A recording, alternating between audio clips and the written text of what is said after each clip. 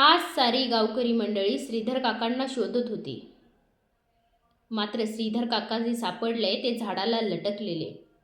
त्यांची मुलं आज अनाथ झाली होती, त्यांची पत्नी विधवा झाली होती आणि कांद्यामुळे श्रीधर काकांच्या जीवनाचा शेवट झाला होता. तर आपण ऐकूया कांद्यामुळे कसा शेवट झाला, श्रीधर काकांच्या जीवनाची आणि मरणाची कथा. तर श्रीधर काकांनी मागच्या वर्षी देखील कांदा लावला होता आणि कांदा लावला असता त्यांचा कांदा सडला आणि काही कांदा जो विकला त्याला अजिबात कवडी मोल भावात विकला. त्याच्यामुळे त्यांच्याकडे ह्या वर्षी कांद्याला भांडवल नव्हतं. आमच्या समोरच श्रीधर काका खूप कष्ट करत होते. कांद्याला थंडीचं पाणी धरत होते. इतकी थंडी असते, आपण 4-4 गोधाडे, 4-4 रगा, 4-4 ब्लँकेट तुमच्या भाषेत म्हणत असतील ते पांघरून आपण झोपतो, अंगात स्वेटर घालतो. पण माझे श्रीधर काका एवढ्या कडाक्याच्या थंडीत त्या कांद्याला पाणी धरत होते. पावसाळ्यात कांदा काढून टाकलेला असताना जेवत्या ताटावरून ते उठत होते आणि स्वतः मात्र भिजत होते, आजारी पडत होते, पण कांद्याला मात्र भिजू देत नव्हते. कांद्याला अजिबात काहीही होऊ देत नव्हते. कांद्यासाठी माझे श्रीधर काका खूप झटत होते. आणि कांदा काढण्याची वेळ असते उन्हाळ्यात तर खूप ऊन होतं, खूप ऊन म्हणजे खूप ऊन. जर खुरपणीचं गवत जर आपण काढून टाकलं ना, 2 तासांनी बघितलं तर ते गवत पूर्ण वाळून जायचं. हाताने जर चुरलं तर त्याची बारीक अशी पावडर व्हायची. आणि असं सगळं असताना, इतके सगळे कष्ट असताना माझे श्रीधर काका कष्टाला ठामपणे उभं होते. आणि त्यांची छोटी छोटी लेकरं, 4-5 वर्षाची लेकरं, एक 5 वर्षाचं, एक 7 वर्षाचं लेकरू, त्यांना रोप उपटण्यासाठी, कांदे लावायच्या वेळी जे रोप उपटतात त्यासाठी मदत करत होते. श्रीधर काका आनंदी होते. त्यांनी कर्ज घेतलं होतं, पण त्यांच्यात कष्ट करण्याची ताकद होती. त्यांचे छोटे छोटे लेकरं त्यांना मदत करीत होते. त्यांचे म्हातारे आई वडील त्यांना मदत करत होते शेती करण्यासाठी आणि कांदे उपटण्यासाठी सुद्धा. एवढ्या कडाक्याच्या उन्हात इतकी छोटी छोटी लेकरं आपल्या आईवडिलांबरोबर काम करत होते. म्हातारे आई वडील आईवडिलांबरोबर श्रीधर काकांबरोबर काम करत होते. सगळं चांगलं चाललेलं होतं आणि कर्ज घेतलं याचं दुःख अजिबात नव्हतं. कांदा चांगला आणला होता आणि कांदा विकण्याच्या टप्प्यात ज्या वेळेला आला त्यावेळेला मात्र मार्केट नव्हतं. आत्ता सध्याला मार्केट आहे 8 रुपये, 10 रुपये, 12 रुपये, 12-13 रुपये जर मार्केट असेल तर शेतकऱ्याच्या कांद्याला 10 रुपयाच्या आसपास मार्केट मिळतं. 10 रुपयाच्या आसपास मार्केट मिळतं हे खरं, पण 100 रुपये भाडं, 25 रुपये गुणी आणि 25 रुपये भरायला, त्यातले 150 रुपये आमच्या घरीच कट होतात, हे बरोबर. आणि 500 रुपयाला जरी गुणी गेली तर ती आम्हाला 350 रुपयाला पडते.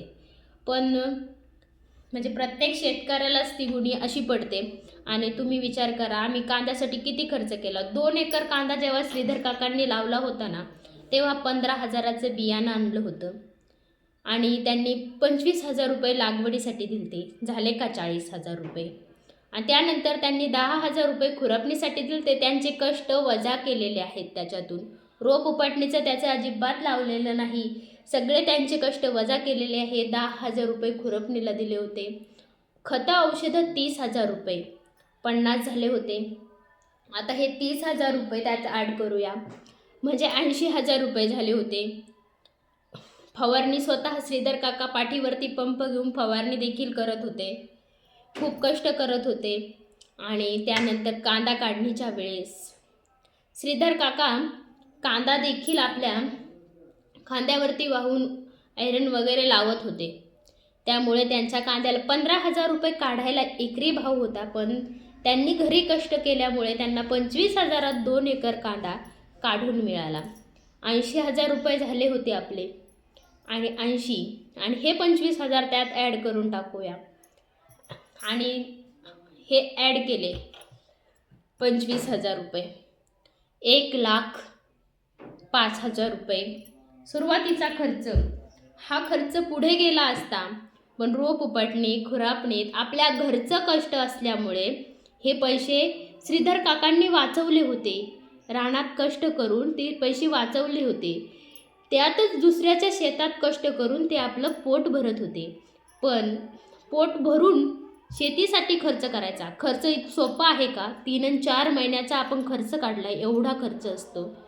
श्रीधर काका एवढा खर्च लोकांच्या शेतात जाऊन कसा करणार आहे? आणि जर लोकांच्या शेतात जाऊन जर त्यांनी एवढा खर्च केला तर स्वतःच्या शेतासाठी कसा टाईम देणार आहे? तर श्रीधर काकांचं कर्ज लाखाच्या पुढे गेलं होतं. त्याचं व्याजही पुढे जाणार होतं. आणि शेवटी श्रीधर काकांचा कांदा 500 गुणी निघाला.